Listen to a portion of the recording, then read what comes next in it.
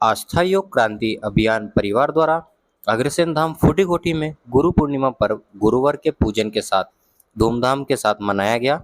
कार्यक्रम की जानकारी देते हुए डॉक्टर राजकुमार जैन ने बताया कि आस्था परिवार द्वारा नियमित रूप से जो गुरुवार योग भिक्षाएं देते हैं उन सभी गुरुओं का सम्मान किया गया। साथ ही इस अवसर पर आचार्य पंडित विजेंद्र त्रिवेदी जी का भी पाद पूजन कर सम्मान किया गया। अन्य आचार्यों में डॉक्टर ब्रजेश गुप्ता, कविवर शील पाठक, श्री नानक राम जी का भी सम्मान किया गया। कार्यक्रम का संचालन श्री लोकेंद्र सिंह राठौड़ एवं आभार प्रदर्शन श्रीमती उषा चित्तोड़ा द्वारा किया गया। देखिए तिमिर किरण की खास रिपोर्ट। गुरुवे नमः। बोलो सद्गुरुदेव भगवान की जय। मुझको ऐसा वर दो, सेवा सुमिरन दो, गुरुदेव मेरा मुझे।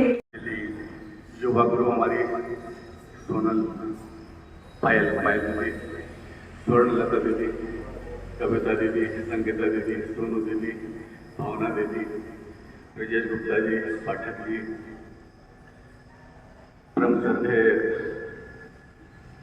सभी हमारे, और भी नाम मैं नहीं जानता हूँ सभी के पीछे कारण ये है कि आप यहाँ पर पूरी तरह से ब्लैंक रूप में आए थे और आपने महसूस करा, देखा कि यहाँ पर किस तरह से डॉक्टर साहब स्वयं यहाँ पर संचालित करते हैं और ये कार्य कई वर्षों से निरंतर चल रहा है।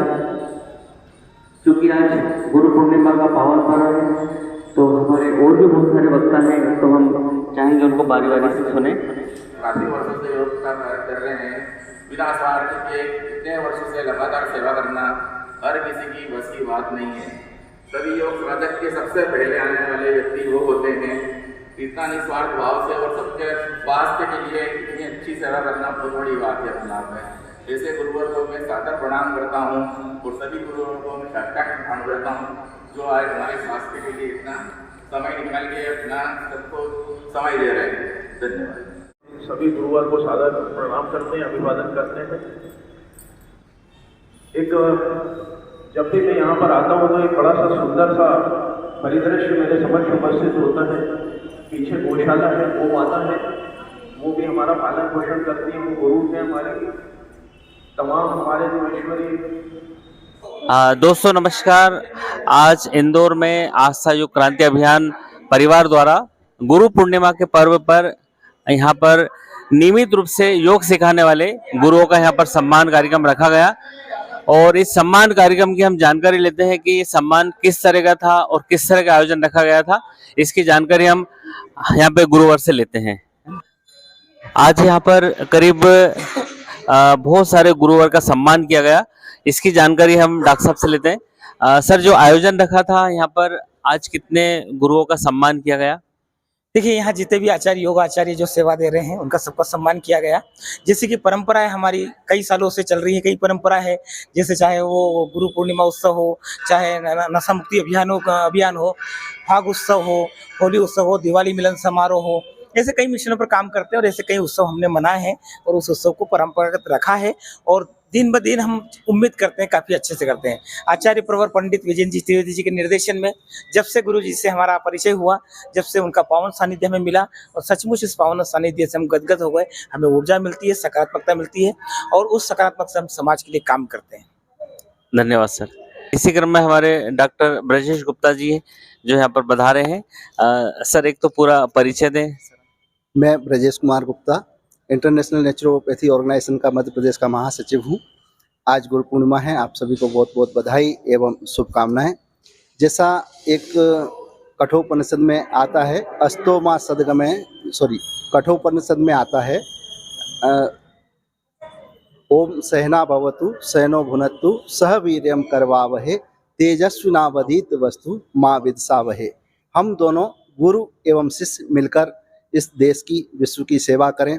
दोनों में कोई भी आपस में द्वेष ना हो और सब मिलकर समाज की सेवा करें, ऐसा कठोपनिषद में कहा गया है। इसी को चरितार्थ करने के लिए आज आस्था योग क्रांति अभियान के डॉक्टर राजकुमार जैन साहब, हमारे पंडित विजयन जी पाठक जी और आचार्य लोकेंद्र जी के सानिध्य में ये कार्यक्रम आज संपन्न हुआ। उस सभी के लिए आप सभी को बहुत बहुत बधाई एवं शुभकामनाएं। गुरु पूर्णिमा का दिन आपके लिए मंगलमय हो, ऐसी मेरी शुभकामना शुभ भावना। Thank you sir. धन्यवाद सर। जैसा कि आज यहाँ पर बहुत सारे गुरुवर का यहाँ सम्मान किया गया और हमारे आचार्य विजेंद्र त्रिवेदी ने भी अपने मुखार बिंदु से बहुत सारी महत्वपूर्ण बातें कही। सर, जैसा कि आज आपने कहा कि पाद पूजन नहीं होना चाहिए, बाद पूजन होना चाहिए, सर इसका थोड़ा सा बताएं इस बारे में।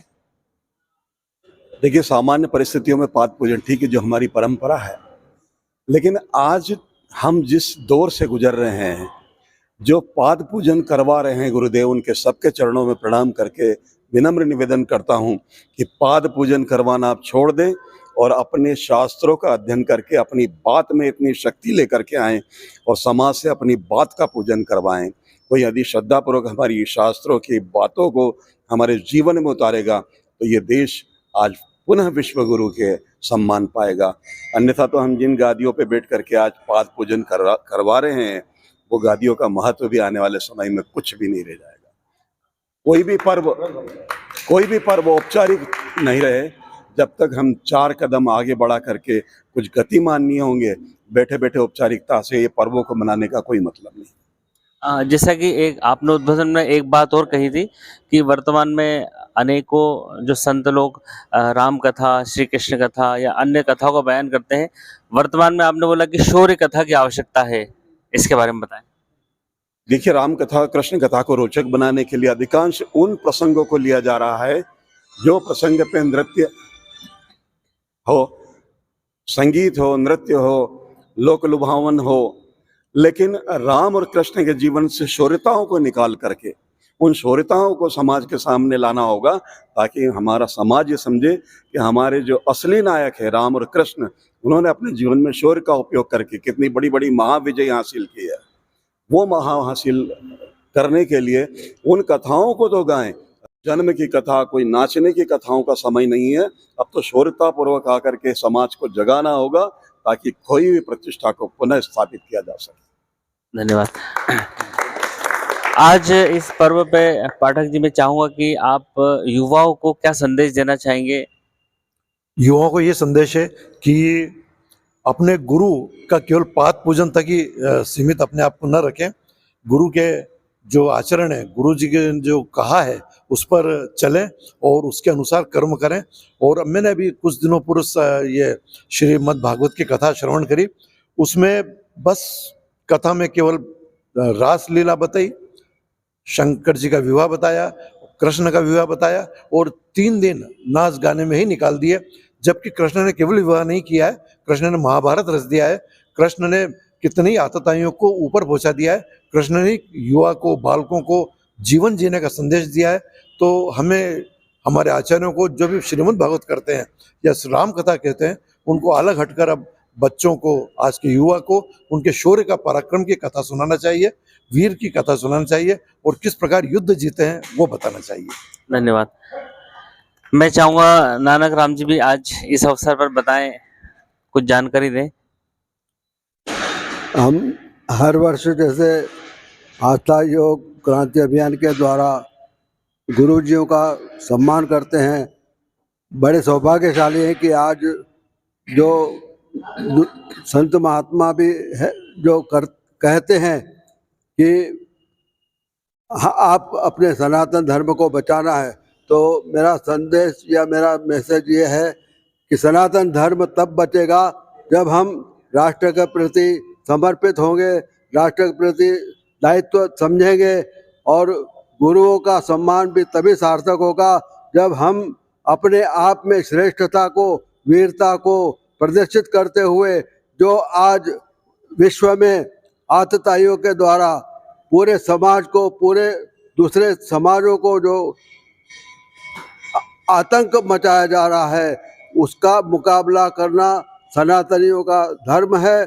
और उनको आज बीड़ा उठाना चाहिए कि संत महात्मा जो भी कथा करते हैं उसमें ऐसा संदेश देवे कि जो हमारे कर्णधार है, जो हमारे आने वाली पीढ़ी है, उनमें जागरूकता आवे, साहस आवे और हमारे विकास पुरुष जो नरेंद्र मोदी प्रधानमंत्री देश के हैं, उनको एक बल मिलेगा और उस बल को सार्थक करते हुए हमारा राष्ट्र फिर से एक विश्व में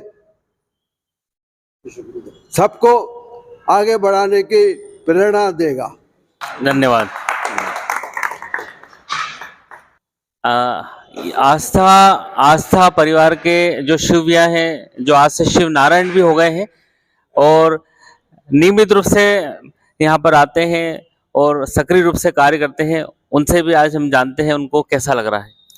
आज गुरु पूर्णिमा के उत्सव में आज आस्था ग्रुप में यहाँ पर सभी गुरुओं का सम्मान किया गया और सभी साधकों ने गुरु पूर्णिमा पर सभी गुरुओं को बधाई दी और उनके चरण छूकर उनसे आशीर्वाद लिया और सभी साधकों को और सभी लोगों को गुरु पूर्णिमा की बहुत बहुत बधाई। धन्यवाद।